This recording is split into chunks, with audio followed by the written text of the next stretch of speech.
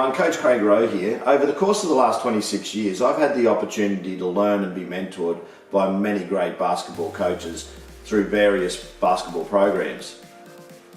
Current NBL coach Rob Beveridge actually took me for my level 1 way back in 1992. There was Warwick Can and Don McCarran who invited me to be part of the Queensland Academy of Sport Intensive Training Centre program, and who also then employed me later to be a regional development officer with Basketball Queensland. There was also Barry Warden and Marco Mirabella who were heavily influential in teaching me how to teach the fundamentals. And then there's mentors who I continue to have friendships with to this day, including former NBL assistant and NBL player Wayne Larkins. There's many coaches who influence and mentor us along the way. There are also unofficial mentors, those who do not know that they inspire us from afar. My next guest is actually one of those. He's been involved in the sport as a player, coach and contributor for over 50 years. He's an NBL Hall of Famer, and he's not only motivated me, but many others to improve their game. I'd like to invite you now to sit down and join me as I have a conversation with Kerley.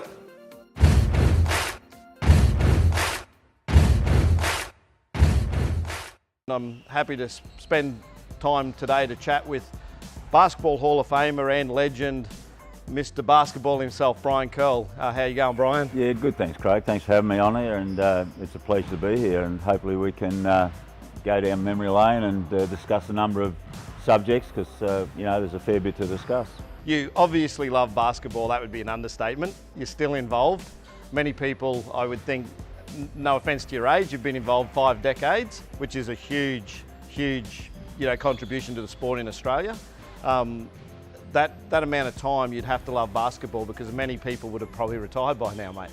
Yeah, well, I've been in it 52 years to be exact, and it's been 52 great years. I got out of it for a little while. I'd had enough, but I had a break, and then I missed it. I found I had nothing to do, and I retired from the government where I worked, and I went overseas, but I got bored and came back here, and now I'm doing 3 times, 4 times, probably 10 times more than I used to do, and it's just a great pleasure, and I'm enjoying what I'm doing, and I'm very passionate about what I'm doing in all the fields that I'm covering at the moment. Yeah, that's awesome, and it shows over the course of your career. You know, you've achieved a lot, but that passion has always shown through. So let's just revisit some of those things, take you down memory lane a little bit. You're a youngster.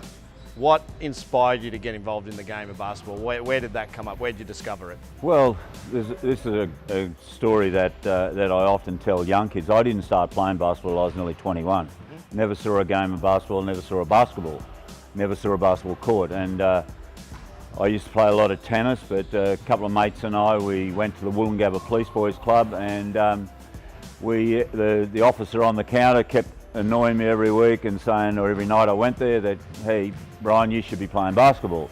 And I didn't even know what he was talking about. So anyway, there was a soccer team from Oxley, I can still remember that played basketball in the off-season. And I went out the back. It was a 3-quarter court, was uneven, had rusty cyclone fence all around it, and 2 dilapidated old backboards and a couple of 20-watt globes over them, maybe 40-watt. But anyway, that's where it all started, and after that I dropped tennis the next week. So that's how it all started, and played for that team. We went through undefeated to the grand final and got beaten by Lang Park Police Boys Club, so then I joined Lang Park. And the great Vince Hickey was the one that come and approached me to play for him, and you know, I owe a lot to Vince Hickey as a mentor and as a friend and as a confidant. He was just super for me, a great mate, and did a lot for me personally and did a lot for my basketball career. At some point in your basketball journey, you were a Queenslander, born Queensland bred. I think your father was a policeman as well, read somewhere, and then you decide you're going to head to Melbourne. What was the motivation to go to Melbourne? It was like the mecca of basketball, I guess, in that day, and how important was that to your evolution and development? Well, you're going back a fair way, Craig. Sorry. You're lucky I don't have Alzheimer's, you know. But look, 65 I started playing. I only played here for 18 months in Brisbane, and there was a East Coast Australian competition, probably equivalent to a poor man's NBL, that Brisbane played in against Newcastle, Illawarra, a couple of Sydney teams, Melbourne teams. And the St Kilda club came to me. They came up here to Brisbane, and I had a really good game against them, and they came to me after the game, oh, would you be interested in going to Melbourne? So I said, well, I've never been out of the state. I hadn't been out of the state, and I was 22 by then. So I went to Melbourne and went down there for a couple of months to try it out because I was engaged at the time, and then went down there. Liked it so much, I came back, got married in June of that year, and June of '67 it was, and went back to Melbourne and lived there. I told my wife's parents that I were going down there for 2 years, and I stayed for 16, so I wasn't the favourite son-in-law, put it that way. From there, you obviously played in a league down there, and then you found yourself representing Australia. World Championships in, I think it was 70, 74, and also at the Olympics, 72. Yeah, well, going down there, I went for St Kilda, and the tall poppy syndrome comes in, and people from Brisbane saying, oh, he'll never make it. You'll be lucky if you play second division down there and what have you. You know, I went down there, played with St Kilda the first year in Division 1, and we played against Melbourne Church, and they'd never been in the top 4. We played them in the grand final the first year I went down there, and I think we played in the finals every year that I was involved with St Kilda. So yeah, so that was 67, 68, and 2 years later I'm playing for Australia. We went to, Doc Rasky was the coach, Lindsay Gaze was a player on that team, Ken Cole was a player, Johnny Gardner, a lot of great players, Ray Tomlinson, people like that, and which was super, absolutely super for me to play for Australia after only been playing basketball for 3.5 years virtually. That's what it was, 3.5, maybe 4 years. And I just, that was it, you know. And we were married, I was down there, and I was working from 7 o'clock till 5 o'clock every day, but I still trained 5 days a week, and then twice a day on Saturday and Sunday. So, you know, can you imagine players doing that these days? No, too busy, I'm too busy. I've got the iPhone, I've got to do something there. But yeah, and going to the World Championships was, you know, was a disastrous tour and all that, but still I was overseas, and then in '72 the Munich Olympics, which Lindsay actually coached that team. So I've played against Lindsay, I've coached against Lindsay, I've been coached by Lindsay and played with him. So, you know, and I got a lot of respect for him. We were, you know, like Lindsay, I put him in the second row a couple of times playing against him, but, you know, we were still friends off the court, and Lindsay was always prepared to sit down and talk to me. As much as I loved to beat Melbourne Tigers, or Melbourne Church they were called in those days, we had a passion, and it was great, a great rivalry that we had. But, you know, and there's a lot of respect there as well. So, you know, a lot of players there. But then, you know, in '74, went to Puerto Rico with Lindsay. I said I was finished, I'd had enough. But Lindsay talked me into going over there, and you know, I went to a couple of Oceania titles, and then I retired from international basketball and St Kilda, and that was it. And then we went on a tour overseas when David Lindstrom was actually our player coach, one of the greatest players ever played out here, to be honest with you, and one of the great coaches. Still keep in touch with Dave, and he was from Oregon way up past Seattle there, and you know, a great friend of mine and still is. And we played games over there, and David got a job back at his college at Puget Sound, and the club said to me, flying across the Pacific, oh, Kerley, would you coach the team, St Kilda? And this was 1978. And I'd never coached, never thought about coaching, never read a book about coaching, didn't have any philosophy. And because I loved St Kilda that much, I said, yeah, okay, I'll give it a go. So gave it a go, and the year David was there, we won the Australian Club Championship, we won the Victorian Championship, which was the titles to win in those days. And there wasn't much I could better the team for. I was on a win of no, you know, we finished third or fourth or second or something. And if you don't win, I don't really remember, to be honest with you. And I just did it. And you see, when I went down there, people said I wouldn't be able to play, I wouldn't make it. When I took up coaching, people said I'd never be able to coach.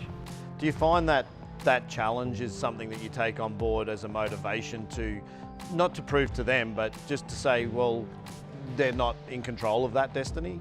Well, you know, I tell young kids when I talk to them in schools or coaching clinics that I run and all that, that you can be what you want to be. The only person that can stop you being what you want to be is yourself. don't listen to anybody. You can listen to them, but don't take your notice of them. I say, don't be rude or anything like that. But yeah, I had a lot of people like that.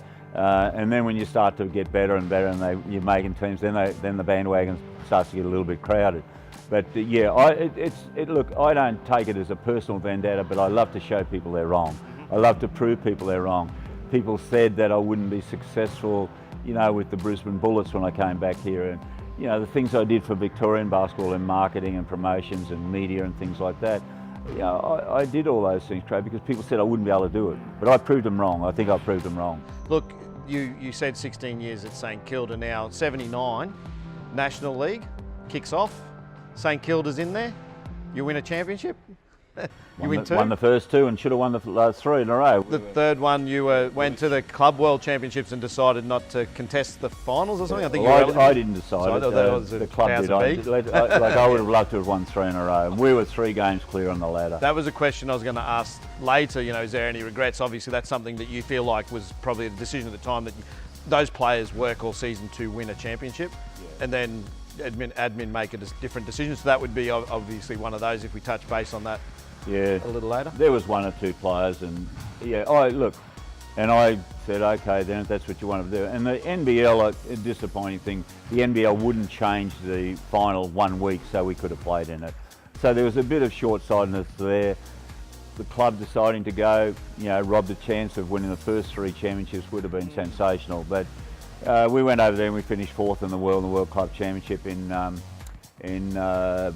over in Brazil, just up from Rio there, Sao Paulo, and we beat Tel Aviv that year, who'd won it the year before. So yeah, we made a world statement. You're still, I believe have the second most championships in the NBL. I think after Gorgon is a record. NBL, he's got the record, but you second. So it's still standing the test of time. But another one would have been nice. Another one would have been nice, you know. But the one thing I'm proud of is that I've won more championships than any other Australian coach, and I'm the only coach who has coached an all-Australian team in 1979 to win a championship. That's right. And no Americans, no imports. So yeah, that's something that it'll never be equal. It won't be equal, but there'll be other coaches like Trevor Geeson's getting up there now with a few championships, you know, and Andre Lemanis is up there as well. So you know, I'm proud, and those 2 guys I've had something to do with. I coached Andre Lemanis from under 12s to under 20s, and Trevor Gleeson was my assistant at the Bullets there at one time before I got sacked again. So yeah, look, you know, I love seeing that happen, and young people that I've been involved. I'm not saying that I made them get there, but I was involved with them. And so St Kilda, we move on. You get the call up, come home to Queensland, come and coach the Bullets. What was your thoughts on that? Like when the first conversation came up about the potential for you coming to Brisbane, coaching the Bullets, the mid '80s. Well, '83, you know, I had a disastrous season with St Kilda. There's a lot of backstabbing going on, a lot of undercurrents going on in the background, which I knew all about. I then got fired the first time as an NBL coach, and the interesting thing was there I had 3 or 4 clubs that were chasing me, but yeah, my passion was always to come back home here in Brisbane, and you know, I wanted to be up here near Vince Hickey and the family and all that again. So that was a motivating thing. So I came up here, and yeah, Brisbane Bullets signed me up, told me in a hotel room. I think I got less than $30,000 salary the first year, and we didn't sign any agreement and everything, and I ran the Auchenflower Stadium. I did the draws, I cleaned the stadium if the cleaner didn't turn up, and I refereed games at night if they didn't turn up. Brisbane Basketball didn't have any money because they didn't tell me that they were 30,000 in the red when I took the job, and the money was coming from Queensland Basketball, and Brisbane had Queensland, so Queensland Basketball stopped payment to pay me money, and I was paying for maintenance around the courts and a couple of other things, and for 3 or 4 months I never got paid, but I did it because I wanted to do it, and once more I wanted to prove people wrong. That's me. And I remember sitting in the stand with the president when I first came up here, and in the grandstand at Auchenflower, and he said, what are you thinking about, Kerley? And I said, well, I'm just thinking about, you know, I'll fill this side here. And he said, oh, well, you know, you'll be lucky if you fill that side of the stadium. I said, no, we'll fill this side here, because up then they didn't have those offices up the top. I said, we'll put 500 seats on the other side and we'll fill that as well. And I know one night there we had 1,500 people in Auchenflower, which was only legal to have 700 in there. We had politicians, and we played Newcastle this night, I can still remember it. And we ran a feed off Lindsay McNeil's Channel 7 camera onto Court 2, where the barbecue was woofing through the stadium and all that. And we were charging people, I think it was $5 to watch the feed. And you know, and Polly's was sitting in the stairwells and things like that, and sponsors. The first year, well, yeah, we actually only got about 13 or 14,000 in sponsorship, and our total player payment bill was 19,000 that year. So that changed a bit, I can tell you. Right. But yeah, so that's where it all started. And I said, and we will fill this place, and we did the first year. 84, the first season at the Bullets, or was it 85? My first season was 84, where we were runners-up to Canberra.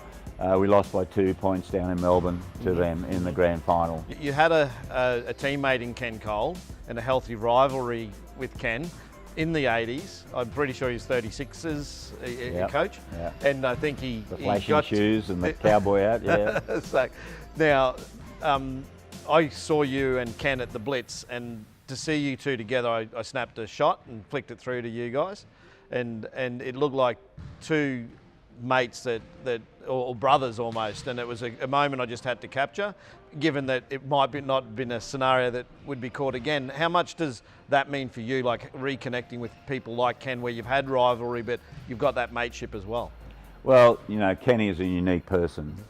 Kenny was before his time for Australian basketball. Kenny had a way of rubbing hierarchy up the wrong way. He said what he thought, he did what he thought. And, you know, you got to admire a guy for that. You know, he wasn't a yes man. He taught me, and he taught... When we went down there, we had a coach that was coaching us the first year, and he would always say to us, look, I don't expect you to beat Melbourne tonight. So if you say that to somebody, you're not going to beat him. Like if I say, look, you know, that bar's 3 foot high, but you won't be able to jump it, you won't jump it. But if you say, I can jump it. So anyway, Kenny, he taught us to win. The first time that he coached us in Swan Hill in a New Year's Eve, a New Year's Day tournament up there, which was really a big tournament, we beat them. And that's what Kenny was taught. He was a bit of a rah-rah coach, a bit of a Ron Barassi type coach, if people know him from Aussie Rules. But we trained harder than we played. Training sessions were just brutal.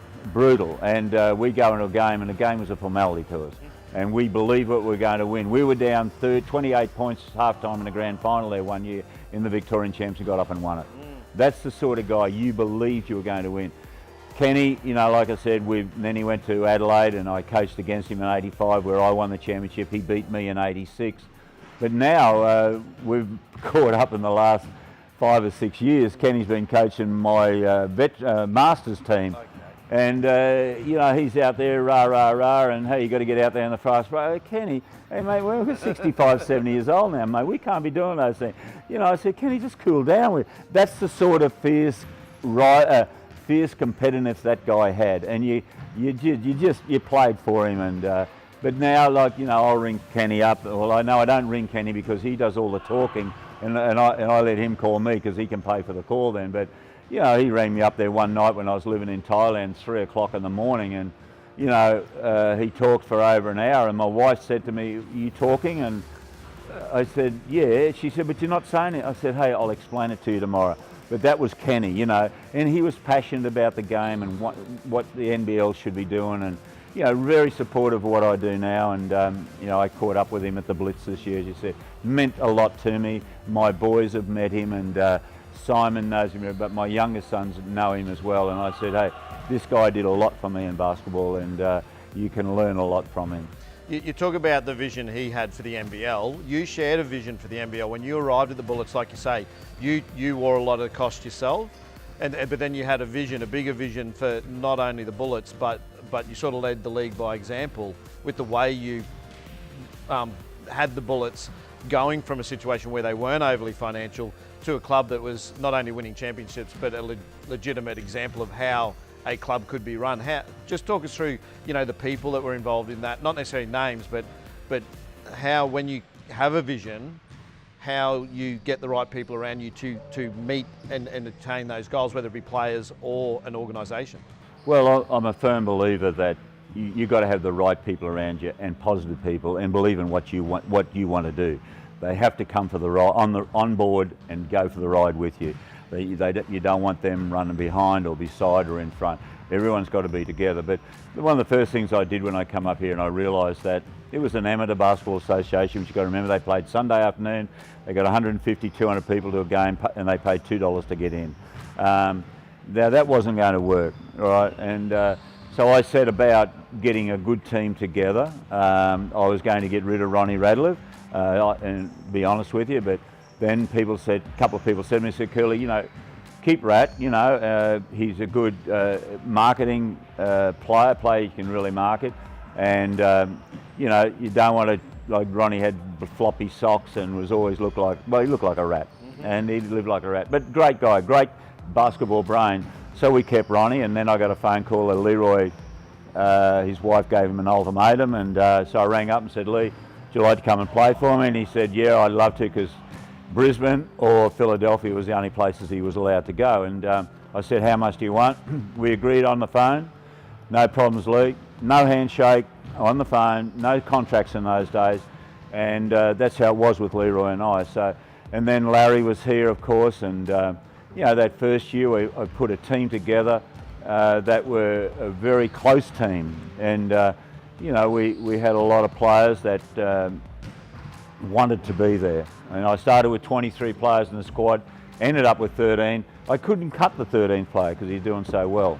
He didn't want to give up, and so I didn't have the nerve to cut him. So I gave loyalty back there. So yeah, and then we roll on from there. Auchenflower's full, and I said, Chandler came up, and the committee said, oh, you don't want to go there yet. Let's establish ourselves here. And I said, hey, we'll get 4,500, 5,000 people there to a game, no problems, In '85, we all know what happened. And then I said, hey, this is not big enough for us, we need to go to Boonville. Well, you can imagine what the committee said then. And the great thing, Craig, was that I got a bunch of professional people around me, marketers, media people, lawyers, all the bigwigs of companies and things like that. And got a lot of support from them, a lot of ideas from them. I always had to do the work, of course, but so, we went out to Boonville, and they said, oh, they're panicking, they're worrying how you're going to make it pay. I said, hey, it's like when I said to them, I didn't even ask the committee or that, hey, I've signed Leroy Loggins. I didn't even tell them, I just did the deal. And they said, oh, how much is he going to cost us? I said, don't worry about it. I said, Leroy will draw people. Ronnie will draw people here to the game. And that's how I thought. So, I chased all the sponsorship, and in 1985, I think we got the largest sponsorship in the NBL, which is about $180,000, $200,000, a major sponsor. And then later on from Foster's, we got $1 million over 3 years. So that was the biggest sponsorship deal in those days. And I'm going back to 85, 87, which is 20 years ago, that was big money. So these days, they're probably looking at a lot more. So yeah, it just got bigger and bigger, and then we were privately taken over, which to this day, that's probably my other regret. I would have loved to have kept it in the association, things like that. But anyway, that's happened, and we've moved on, and that's it. We've had a scenario where the NBL itself went through a heyday. I remember 90, 91, I think you guys made finals against Perth and things like that, and that was standing room only. We're talking about a facility, you talk about Boondall and not filling it. It was standing room only, 12,000 capacity in that era, and it wasn't just the Boondall Entertainment Centre, it was across the league. New South Wales or Sydney Kings were doing really well. There are always some regional teams would struggle, but some of the major capital cities were okay with it. The promotion of basketball, it's hugely popular amongst young people. That vision was there in the 90s, 80s and 90s, but then it waned a little bit. What do you see as the changing factor there in regards to vision? Was it a management thing, or do you think just the sport itself didn't get the backing that it needed, or? Well, I just go back a bit to when I came up here and when the league was started. The strength of the NBL was the clubs themselves, and we shared ideas. There was nothing hidden. You know, like if you come to me and says, Kerley, what are you doing with the media? How are you going out and promoting it in schools and that? We shared everything. There was no secrets because we all wanted the league to be successful. And that's why we were successful, and that's why it grew. It grew and grew. And you got to remember up here in Brisbane that we were lucky too in those days. You didn't have the Lions or Broncos and the Roar and the Firebirds and people like that. And I remember one day Ron McAuliffe, the great Ron McAuliffe, I don't know if you remember him, but he ran rugby league. He was the doyen of rugby league. And you see, I had people that, I had unofficial mentors that didn't know that, like Red Auerbach from the Celtics. I modelled a lot of things at what I did on what Auerbach did with the Celtics and things like that. But Ronnie McAuliffe, he ran the Queensland QRL. And his idea of the best committee or the best board is a board of 3. You don't tell one guy that there's a meeting on and you hope the other guy's sick, so he's the only one there turns up, because you get decisions made. And that's why I was successful with the Bullets earlier, because I made, my agreement was I choose everybody that I want working for me. People that I trust and people that want to be involved. So we all work together, and you know, I was up 3 mornings a week going around to radio stations. I just knocked on the door and went in and talked to all the leading radio stations. I got them all inside. Yeah? I would have been like 11 or 12 listening to it wasn't even B. I don't think it was B105. I think it was Stereo 10 then. Yeah, well, the AM on the dial. And there was 4BC, you know, Wayne Roberts, people like that. But Ronnie McAuliffe said to me, he rang me up one day and he says, Kerley, you know, I'm worried about you and the fireballs or cannonballs, or whatever. And I said, mate, we're the Bullets. And he said, you know, what are you doing? You know, you're taking the town over and everything. I said, Ronnie, I was going to ring you. I said, because look, I was going to see if I could use Lang Park and put a court in the middle. I said, I'll fill that. He said, yeah, you're so-and-so, you probably will too, you know. He was got respect for me. He spoke at one of our luncheons and he had the utmost respect for me. They're cherished things that you think, that people like that. And he was great for sport here in Queensland, for rugby league. We talk or hear a lot of coaches talk about the need for mentors and finding mentors in other coaches and athletes within their sport. So that's obviously big for you. How do you feel that's still relevant to today's game? Oh, I think it's very relevant, and you know, I still have people like Lindsay Gaze. I talk to Lindsay Gaze, and you know, I go to all the clinics that come to town, all the American coaches and things like that. I go and watch as many clinics as I can, the Queensland state teams, what they're doing, because I believe you never stop learning. If you think you know everything about coaching, you might as well lie down and die, because you're kidding yourself. I learn something different every day. I watch Mick Downer from the Brisbane Bullets coaching the Pirates QBL team. I go to nearly all their sessions, mainly because my boys are there, but I just like to see what Mick's doing. I like the feel of it all, and you know, I'm not interested in getting back into that area, but gee, I still love to be around it. So yeah, mentors are, you know, Ken Cole, David Lindstrom. I've had some great coaches that I can go back to, and you know, I love catching up with Lindsay Gaze and just talking about basketball. We're talking about the evolution of the coaching and what's happened. So yeah, good fun, and but you know, I think more young coaches these days, they do all the courses and they do all these fancy things, and hey, I know everything. And hey, they don't. You know, life's all about experiences, and you've got to experience as much as you can as a basketball coach. So yeah, and I'm a mentor for Queensland coaches. Work with Tom Kyle there, and anyone wants to talk to me, they're quite welcome to do that, and I'll give them the time up for them. One of the things that you were renowned for was allowing people just to have their run, like you work together to come up with an idea, but then when it was decided this is what we're going to do, you pretty much let people run with, if they're employed to do a job, you'd allow them to do that job. Well, I want them to have ownership. And look, I wasn't a control freak or micromanage people. I give them a job, and we'd always talk about things, what we want to do, and how we do it. And you know, if I didn't agree with what they did, I'd let them know, and we took it on board. But it wasn't an aggressive thing or anything like that. And that's what I mean. I had the right people that, you know, they knew what my vision was, and they wanted to be part of it. And that's what was so super about all those guys. And you know, we got TV deals, for instance, like Channel 7 paid us over $100,000 for a TV deal. I don't think they get that now. You know, so that was a great innovation. We had Channel 7 and Channel 10 fighting over it. to televise us.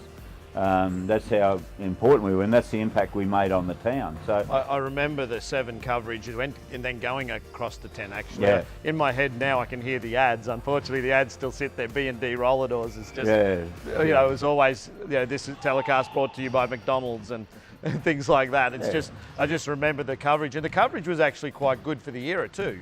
In regards to sport, it was probably ahead of a lot of the coverage of the other sports, possibly because it's an indoor venue as opposed to a lot of the other sports are outdoors. I think so, and in those early days there, Channel 7 did it. Dave Fordham was the anchor man, and Dave Fordham was, you know, he's passed away now, and he was a great friend of mine. And you know, when I went to him to sell him my vision, he jumped on board straight away. And you know, getting you know, the media people involved, like Peter Blucher. I went to the Gabba, sat in the old press box was there, no aircon or just a fan, and I was sitting there and a test match was on, and I met all these journos and what have you, and they said, oh, you talk to this guy over here, he'd probably be the best guy. Because you know, I go over to him and I said, oh, Peter, I'm Brian Kerle and I'm involved with basketball. He said, oh, basketball, what's basketball? Who is interested in that? So I brought him along to the game. Peter Blucher ended up getting employed by me full time, and has written a lot of work, and he's got the history of the Bullets, things like that. So they're the things that I put together, but had him, and he had great ideas. So I don't know, I got this knack of getting great people around me. Everyone credits me with it, but Craig, I had some super people, and I owe so much to them, and I try to give them credit where it's due, but you know. Is that any different to an approach? Like I had a player say to me, if you want to be a great coach, coach great players, is that the same approach that as a coach and a mentor and a leader that any leader would want good people around them? So whether it be players or organisational people, you're just playing that role that you actually are doing quite well. That you don't, like I would say back to that player who said, if you want to be a great coach, coach great players, I'd said to him, well, it's the coach who picks those players. Well, you know, there was 3 years that I thought we should have won championships, and the reason we didn't win it because there was 1 or 2 players weren't on the same page. They were on their own tangent. I've experienced that as a coach. Yeah, exactly. We lost. It's terrible. The years that we won, everyone was on the same page. We were in the same direction. We gave everything for each other, and that's, like I said, that's the same with people having working for you. You want them to work for you, like Richard Branson says. You want them to want to work for you and be happy working for you. You know, which is a great saying of his. And yeah, so look, getting great players is an art. You know, Perth seem to have a very good knack of it, and they have a big well as well to pay them and things like that. Joey Wright's recruiting very well also, and you've got to admire what Rob Beveridge does. You know, now Rob hasn't got the budget what some of these other clubs, but look what he did. So he didn't have what you'd call a super individual team, but he had a damn great team, a win. Quietly, I was barracking for him last season. Yeah. So. You know, I got a lot of respect for Rob, and I can ring him up at any time and talk to him about basketball and see how he's going, things like that. And when he comes up here, he'll always do a clinic for me and things like that. So yeah, he's a great man, great man. If we look at the 90s, obviously the early 90s, a decision's made, Brian Kerle's no longer the Bullets coach.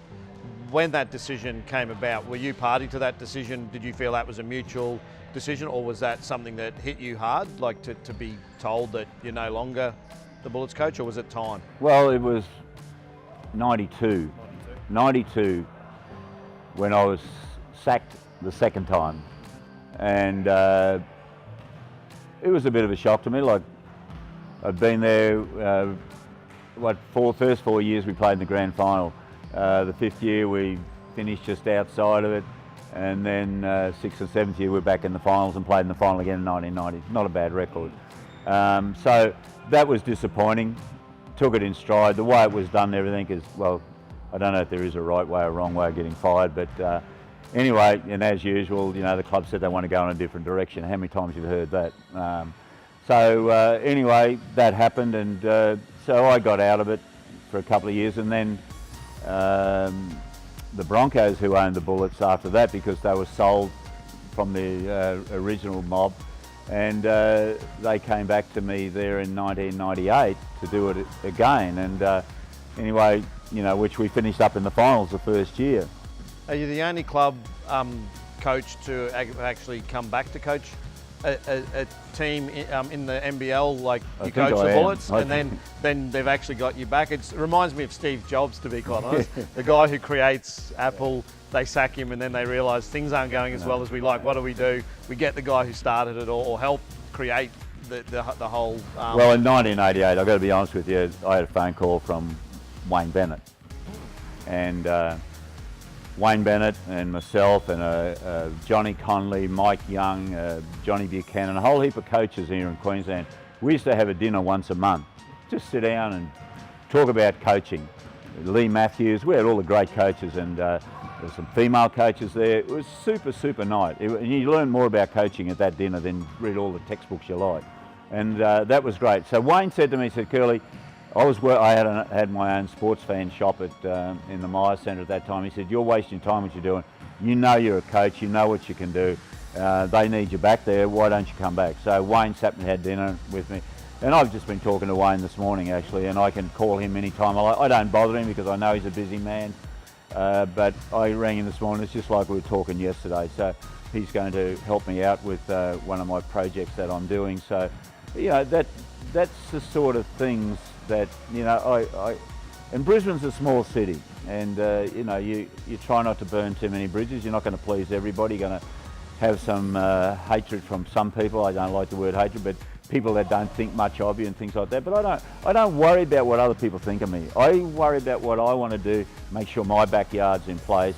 The other people can do what they like. I do things Brian Kerle way, and in the next month or two, if a few things come off that I hope they do and plan them to come off, you know, I hope to make a big impact on basketball once more. So, you know, this will be totally different. It won't be coaching an NBL team, and it won't be opening it, because I can see you know, some of the greatest things I've done, Craig, is getting Danny Morsu as a 16-year-old down to Melbourne. Lived with me for 9 months, got him to 2 Olympics, he worked for me, lived with me, I got him into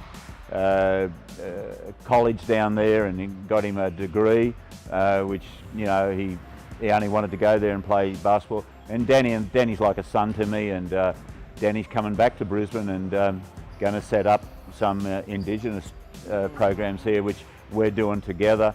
So, you know, and then, you know, I found Nathan Jaywai up in Bamagar I was on a Deadly Sports trip with the government and saw him up there, and I rang Danny in Cairns and said, Danny, get this kid out of there. He's too, like, he was big and size 47 shoes. He's a beast. He's a huge man, but a great man. And so Danny got him.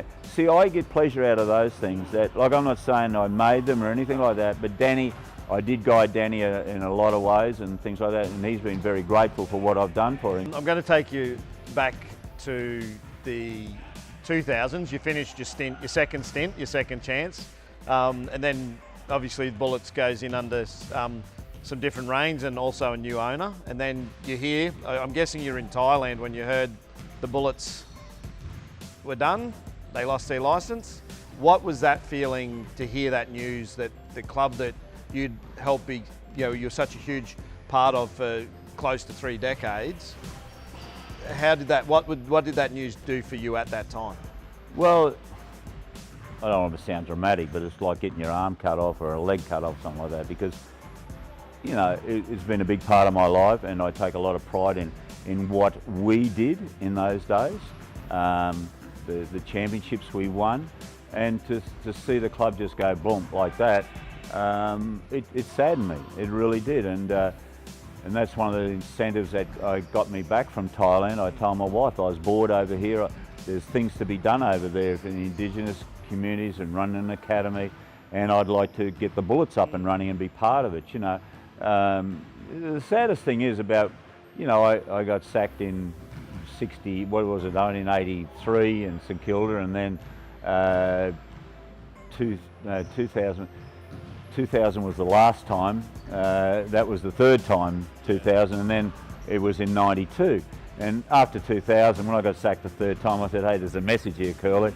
And when I've been sort of fired and sacked, I always, if you're going to sack me as a coach, I wanted to go to the front office but it's never been offered to me. And probably one of the things at the moment that with the Bullets now come back, I've offered my services there, but they want to go their own way, set up their own culture and things like that. But I'd love to be able to do more for them.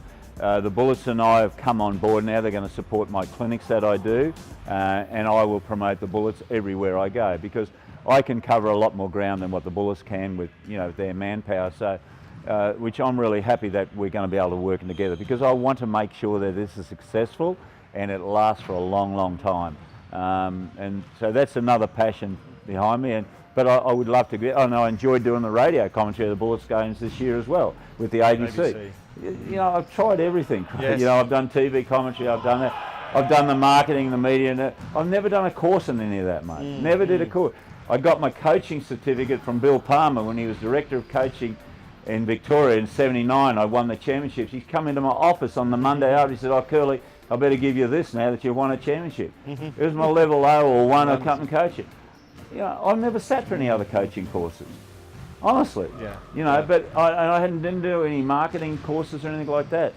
But I just went out, I can do those things, Sure. Something I did want to talk to you about was how you've seen the sport evolve, the evolution of the sport over, not just from a marketing point in the NBL, but particularly with players and the work ethic, and you mentioned earlier competing with iPhones and things like that. So how have you seen the evolution of the sport, and how do you think the players today and what they're faced with is different to what the players you've coached in different decades, and even as you as a player when you were younger? How have things changed? Well, I'll answer this in two parts, Craig. The first one, which I'd like to mention, I didn't answer your question before. You asked me about what was the difference when basketball, really rode that crest of the wave and then went down. Basketball changed when, like I said, the clubs themselves, we supported each other and the clubs were the strength.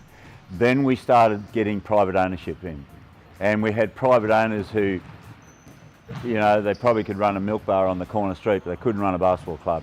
They weren't passionate about basketball. We had the passion in those early days.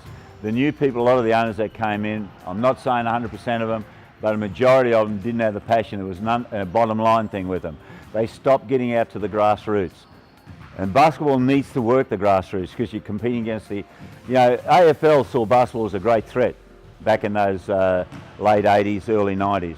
And they sat down and said, what's going on here? And now Aussie rules have just brushed basketball aside. They're not even a threat anymore. But basketball was a threat to Aussie rules.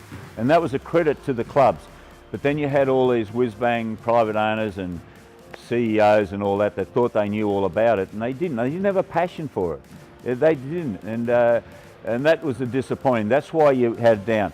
Now you've got guys like Larry Kesselman who's come into it, and look, without Larry Kesselman, we wouldn't be sitting here talking about the NBL today. And I've had a couple of meetings with Larry, and I admire his vision.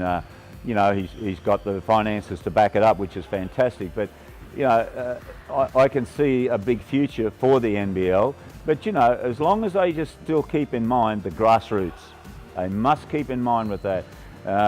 They've never asked me any of my thoughts or anything like that, but I'll give them that one anyway. But that's one of the biggest ones, and so that happened there. So that's where the clubs, I thought, let down, honestly. With the players, you say this, if I said this to you and you're a player, and I say this to my sons, when I was your age, well, I wasn't playing at their age, I said, but I trained 7 days a week and worked 8.5 hours a day, and I was lifting big truck tyres and tractor tyres and things like that. I worked for a Bow Repair tyre service. And I said I still had time to train 7 days a week. And in the holidays, I didn't go on holidays or up. In those days down in Melbourne, they went up to Yarrawonga on the Murray River and water skied. I stayed home and trained. And then the violin comes out, But these days, I remember too, in 70, we were going to have a tryouts for the Australian team on Friday, Saturday, Sunday in Melbourne. On Wednesday night, which is the Victorian League, I did my ankle. I only did 2 ankles in my 2 ankles. We've only got 2, but I only did my ankle twice playing basketball, because I never jumped very high. But one, I stood in a pothole in an outdoor court. But anyway, I thought, oh hell, I don't want to miss this training session. I went and saw the Olympic doctor, Howard Toyne, who stuck a dart in my ankle on the Thursday, and I trained for 3 days. I hurt like hell, but I wasn't going to stop. But I go to training sessions here and I look around, there's more players sitting on the sideline with small ailments. And, you know, I can't understand it, you know, and okay, we've got to look after our bodies and all that. Like in my days, we didn't stretch or anything like that, stretch up or down or whatever you want to do. We ran up and down the court 3 times and then started training. And in Melbourne, you can imagine how cold it was at 7 or 8 o'clock of a Sunday morning down there. So I think nowadays the players have got too much support. They got the gyms, they got the masseurs, they got the physios, they got personal trainers, they got all this stuff. But I think it's overdone. We used to tape our own ankles. We went to the Olympics, we taped our own ankles and things like that. Now they get it all done for them. So I think they're soft a bit. Yeah. I really do. And I don't mind telling them that. And when I see them here and I watch the QBL boys train, I say, what's wrong with you tonight, you know? And my son, I really get up him a lot because I think, you know, he's soft as well. And that hurts me because I wasn't like that. Yeah. So. Look, I came up through the 90s and I felt the same, that like I was 7 days a week. There wasn't a day I wasn't at basketball, like coaching end or training, and both often on the same night. So the work ethic I've seen, there's been a change from the 90s. Do you feel like today, the noughties we call it, 2000s and things, that we've got a situation where they're competing also for time with all that electronic stuff? You mentioned iPhones earlier. Well, yeah, honestly, you know, I know my sons do, and look, it's amazing. I sat down with my 2 sons 2 nights ago and had dinner with them actually. First time we lived together, and Max, my oldest one, he gets his phone out. So I reached over and picked it up and put it down for him. I said, mate, it's the first time we've sat down like this, let's talk. And as soon as I said that, my phone rang. And they're looking at me, both of Max and Toby, and I said, I turned it off. And they were waiting for me to. I said, boys, this is the first opportunity we've had. And it is so sad, you know, that I know they watch the NBA and they watch this and they watch that, but all the other stuff that they watch, they could be out here on the court. They could be out here. And, you know, Steph Curry, he trains, 3 or 4 hours a day, even on game days. He finds time. Just imagine what his media commitments would be and his sponsorship commitments could be. But he doesn't let that interfere with his training. But now our guys these days, every little thing, they look for an excuse to get out of training. And I think the electronic age, we're not going to change it, Craig. It's going to get worse. Mm-hmm. It's going to get worse. You've coached a lot of athletes. What are 3 key attributes of the best athletes you think you've coached? If you could think of 3 things that they did as athletes that sort of separated them from the pack. Well, attitude would be the first one. Attitude and team awareness, I think, is very, very important. It's not about them. You know, I always wanted players that actually played for, not for me, but for the club. Not for the name on the back of the shirt, but the name on the front of the shirt. They're the kids that you want. But I think that as long as they're a good athlete and they've got that good attitude, you can make good players out of them and you can make good team out of those sort of guys. And that's where I was so lucky with Larry and Ronnie and Leroy and Ronnie Radcliffe, Sibley, players like that. And I've had some great players come through. You know, I was lucky back in 1980 with Rocky Smith, who you probably, I don't even know, you've never heard of Rocky. The greatest player that's ever played in the NBL. Averaged 34 points in 2 seasons, 34.5 without the 3-point line. Left-handed shooter. Couldn't dunk the ball. He wasn't going on mad 47 dribbles before he'd take a shot. Rocky catch the ball and shoot it. You know, we took him to Brazil in 1981, and the Brazilians paid him a lot more money than we were paying him. We gave him a 1964 second-hand Valiant and an old unit to stay in. I think he got paid $9,000 for the season, and they offered him a lot more than that. I can never understand why, but anyway. You know, 1964 Valiant. Why would you pass that up? But you know, that's the sort of players that I've touched. I've had the greatest. You know, I really have had the greatest. And I'll tell you, this is the sort of players. Leroy was the sort of player. You never said to Leroy, you're ready to play. He says, I'm always ready, coach. You don't have to ask me that. Leroy come to training. He'd talk on this. Once he walked over that white line, that was like clocking on. When the training session was over, he clocked off. That was Leroy. But you're out there, you come to train, you train. Rocky Smith was the same. When he flew over to us, from Oregon. He flew out of Los Angeles. Rocky got off the plane. He said, "Where's the practice court?" And in those days, it was 20 odd hours to fly over here. Fair while. And he went down there and trained for 2 hours. All right. He'd be down there training every day. Well, work was a 4-letter word to him, but basketball was his profession. They're the sort of kids I don't think we're getting today. And even though they were Americans, and there's some, Simon, my son, he used to train an hour before training, an hour after training, and things like that. So, it's that workload capacity and things like that.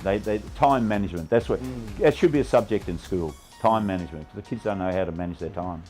Look, thanks for your time, Brian. It's been absolutely Well, we only brilliant. covered 15 years. Yeah, we've got the future to talk about. We'll do it again sometime, I'm sure. We'll talk about other programs and everything that you've got going. We'll touch base with you down the track. You're a Hall of Famer, mate. I don't know if they can open a brand new double Hall of Fame and put you in twice. But no, thanks for your time. I don't know what it means being a Hall of Fame. I've got the key to the city, to Brisbane. I can't find a lock that it opens. So, look, mate, I just want to be known as Brian Kerle, to be honest with you. I'm no different than anybody else. I'm no better than anybody else. That's how I am, and I'll always give my time of day to people. A lot of people think I'm aloof, but I'm not. I'm always there to help anybody in anything in life. Boom, boom, boom, boom, where the bullets. Boom, boom, boom, from Brisbane town. Boom, boom, boom, boom, where the bullets. We're gonna shoot you down.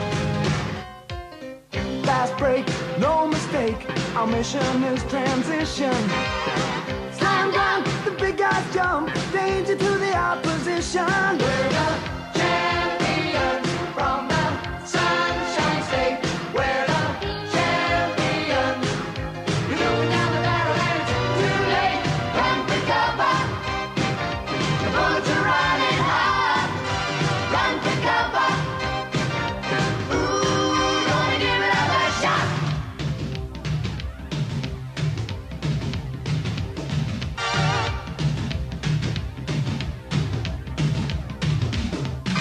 Boom, boom, boom, boom, where the bullets. Boom, boom, boom, from Brisbane town. Boom, boom, boom, boom, where the bullets. We're gonna shoot you down. Make that steel rolling like a wheel. Don't fold under aggression. Grab the rebound, turn the game around. Winning is our profession. We're the champions from the Sunshine State. We're the champions. You're looking down the barrel and it's too late. Run for cover. The bullets are running hard. Run for cover. Ooh, gonna give it our best shot. Run for cover. The bullets are running hard. Run for cover. Ooh, gonna give it our best shot. Run for cover. Boom, where the bullets. The bullets are running hard. Run for cover. Boom, where the bullets. Ooh, gonna give it our best shot. Run for cover. Boom, where the bullets. The bullets are running hard. Run for cover. Boom, where the bullets. Ooh, gonna give it our best shot. Run for cover. The Brisbane Bullets, the champions from the Sunshine State.